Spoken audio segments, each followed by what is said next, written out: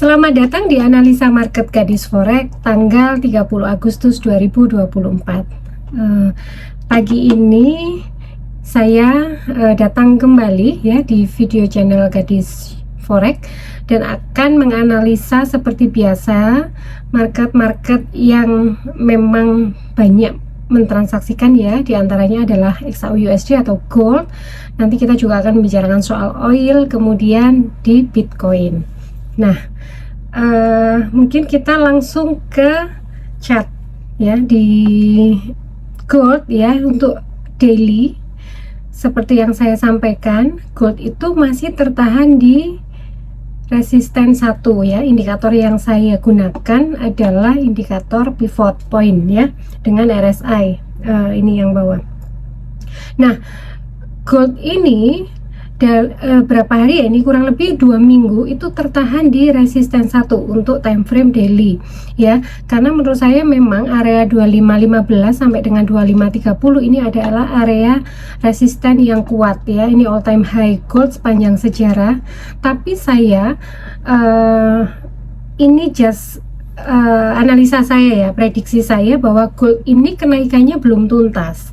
Saya masih melihat ada potensi all time high kembali. Menurut saya ada di area ini nanti di sekitar 2570 ya, 2570 sampai dengan 2580.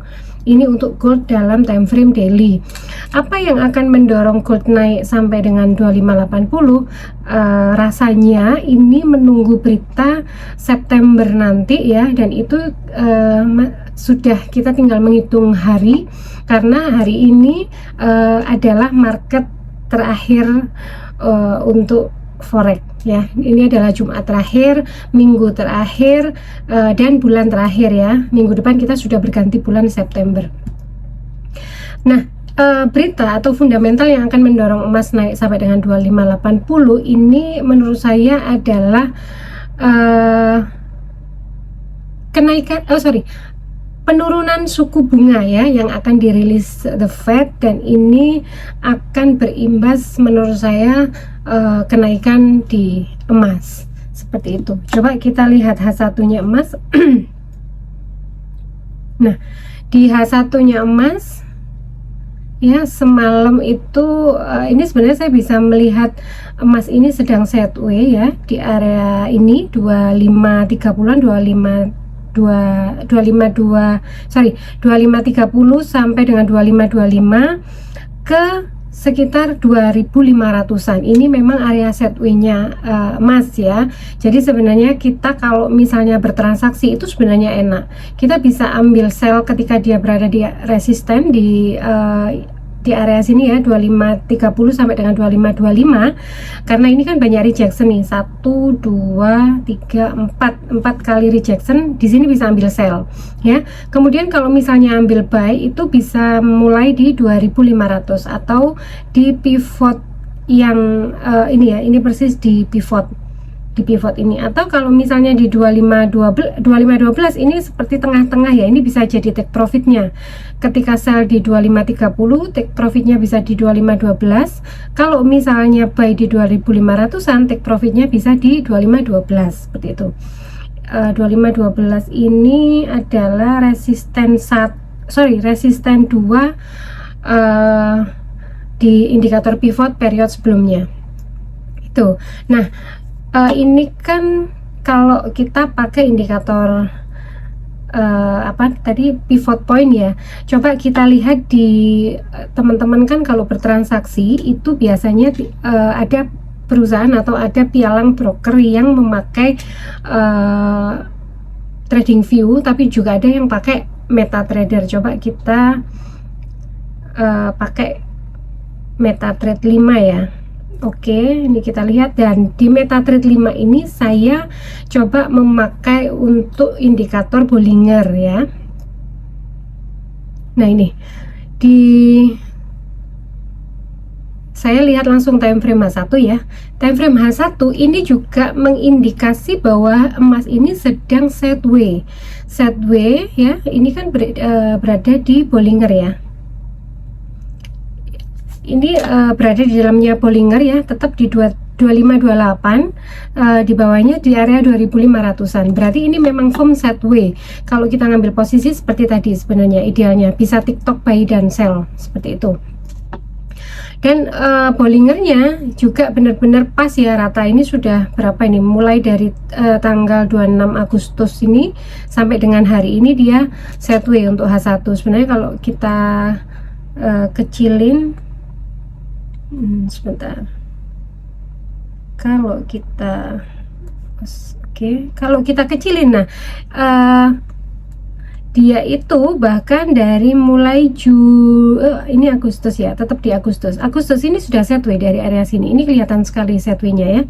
Jadi itu untuk emas menurut saya sebelum September ya, ini masih bisa tiktokan antara 2530 ya. Kalau di sini bisa 2530, 2525-an sampai dengan 2500. Itu pergerakannya untuk emas ya.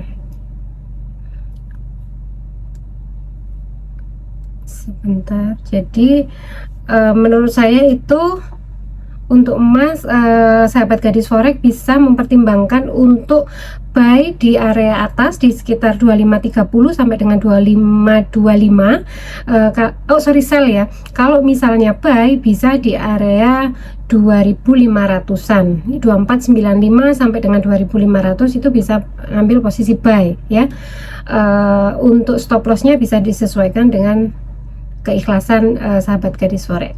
Nah, kemudian untuk yang kedua saya mau membahas soal oil. Oil. Ya, oil ini juga cukup menarik karena masih sideways ya. Kalau mau mengikuti referensi saya dari mulai bulan kemarin ya, ketika oil ini berada di area 70-an ya, 70 sampai dengan 73 lah saya sampaikan, itu bisa ambil posisi buy karena memang oil ini sideways antara 70 sampai dengan area 80-an. Ini ya 84 kalau yang di sini. Tapi kan setelah itu dia mengalami penurunan resisten ya, 80 kemudian turun lagi di 77. Tapi supportnya itu masih tertahan di area 71 sampai dengan 72 atau 73. Jadi oil ini area 70-an itu masih bisa buy menurut saya. Nanti bisa take profitnya, resisten ya bisa di area 77 sampai dengan 79. Di sini area sell untuk oil ya. Kalau kita lihat H1,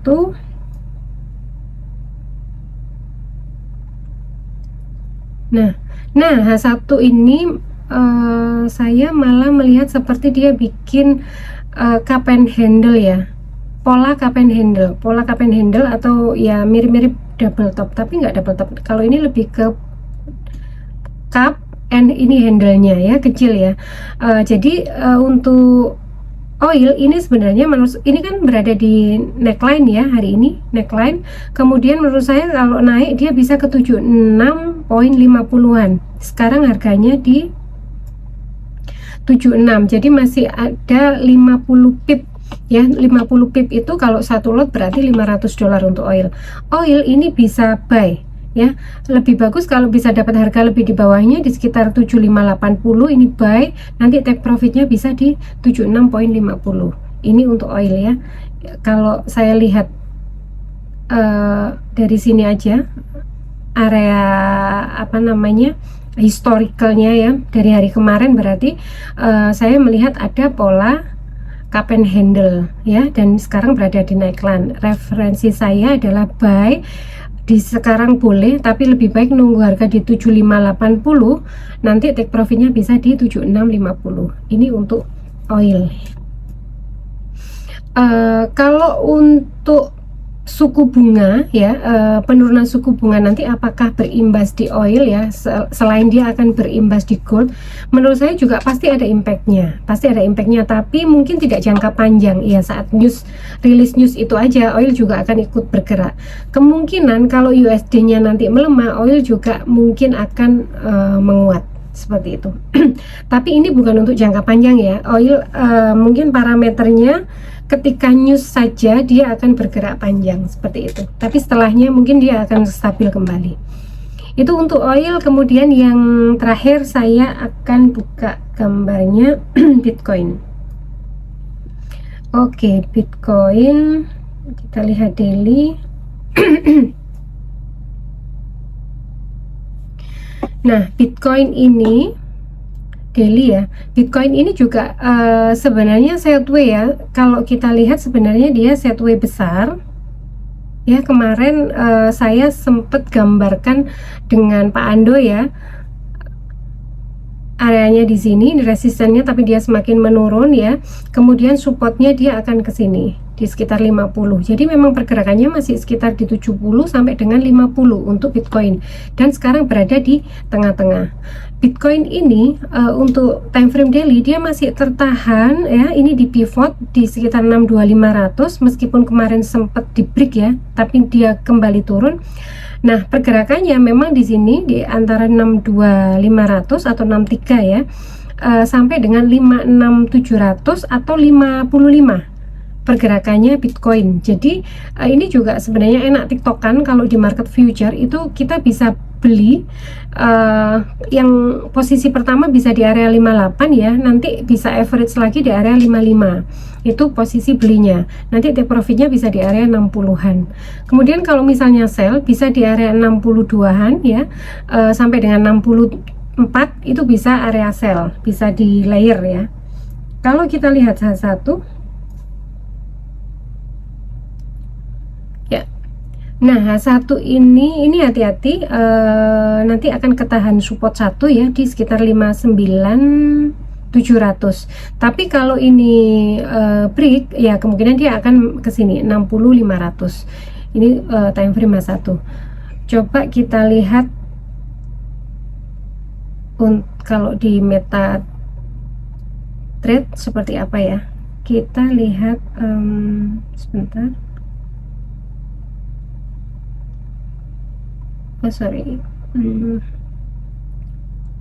Saya mau lihat Bitcoin BTC USD ya, dengan bantuan kalau di meta 5 nya ini saya pakai bantuan indikator Bollinger ya.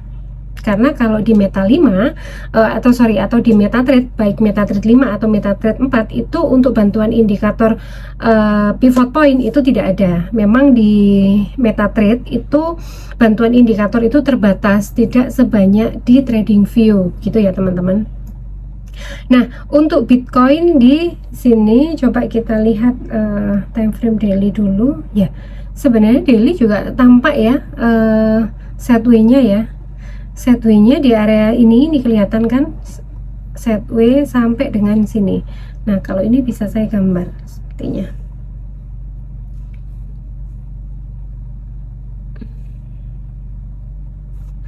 MetaTrader itu memang lebih simpel dari TradingView. Jadi kalau kita mau menggambar pattern itu lebih gampang ya narik titik-titiknya kalau dibandingkan dengan TradingView seperti itu.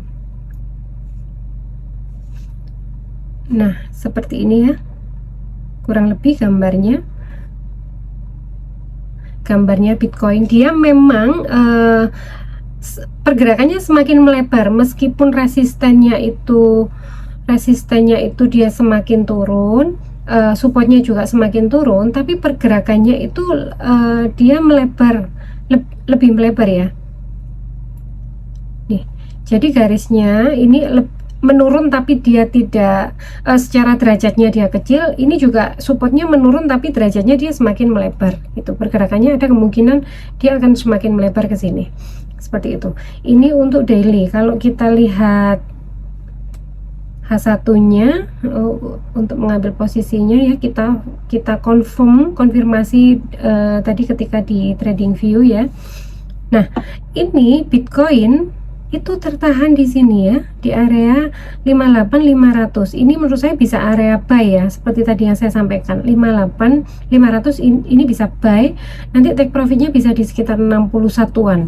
Lumayan, itu ada 3.000 poin, atau kalau satu lot kita akan dapat potensi profit 3.000 US dollar kalau satu lot ya. Jadi area buy-nya di sini. Oke. Di sini ya, 58.500. Ini untuk area buy. Kemudian bisa take profit di 60, di 61 di sini ya, di area sini. Kemudian area sell-nya nanti sahabat gadis forex menurut saya bisa di area 62 ini. 62 ini bisa sell sampai dengan, bisa di average ya, sampai dengan menurut saya 64 masih oke untuk sell ya, di area sini ya, 64an itu masih bisa untuk sell. Take profitnya ya bisa kembali ke 60. Pokoknya harga 60 itu adalah harga tengah-tengahnya Bitcoin ya. Jadi kalau dia bergerak di bawahnya 60, kita masih tinggal cari momentum untuk posisi, ambil posisi buy. Tapi kalau dia berada di atasnya 60, kita akan cari momentum untuk pengambilan posisi sell, seperti itu ya. Jadi itu analisa hari ini. Semoga bermanfaat untuk sahabat gadis forex dan semoga memberikan referensi pengambilan transaksi sehingga sahabat gadis forex bisa make money dari market atau dari financial market hari ini. Jadi saya undur diri dulu. Terima kasih sudah menonton. Jangan lupa like dan subscribe, dan jangan lupa di-share ke teman-teman supaya lebih bermanfaat lagi. Tetap cerdas dan happy cuan. Bye-bye.